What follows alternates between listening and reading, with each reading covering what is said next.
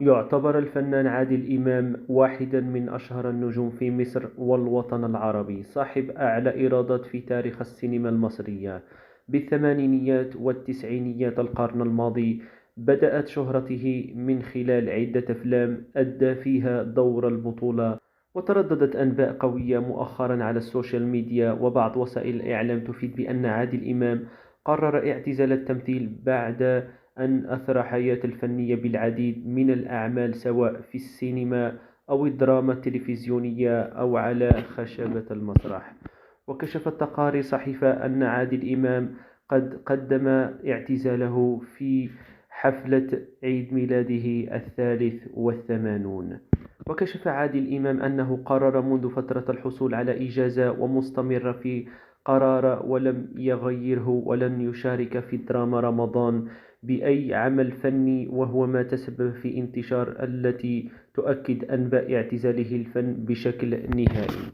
ولم يقدم زعيم أي أعمال سينمائية منذ عام 2010 بعد آخر أفلامه فيلم الزهايمر مع سعيد صالح ولطفي لبيب وأحمد راتب وفتحي عبد الوهاب وأحمد رزق ورانيا يوسف ونيلي كريم.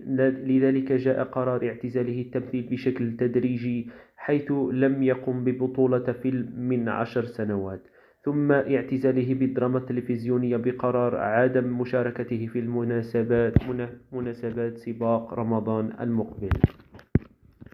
وقد تداول عدة تقارير إعلامية بأن عادل إمام اعتزل التمثيل بشكل نهائي بأوامر من الأطباء، وذلك بعد نصائح الطبيب المعالج له بعدم العودة للتمثيل مرة أخرى بعد تدهور حالته الصحية، وليس لديه القدرة على تحمل كل هذا الجهد في كواليس تصوير الأعمال الفنية، والتي تتطلب مجهودا كبيرا وعدد ساعات طويلة.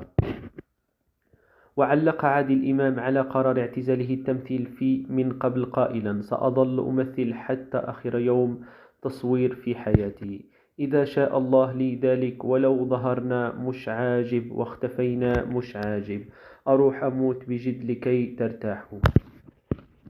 كما قرر الفنان محمد إمام تأجيل فيلمه الجديد الواد وأبوه مع والده الزعيم عادل إمام، والذي يتولى إخراجه شقيقه المخرج رامي إمام.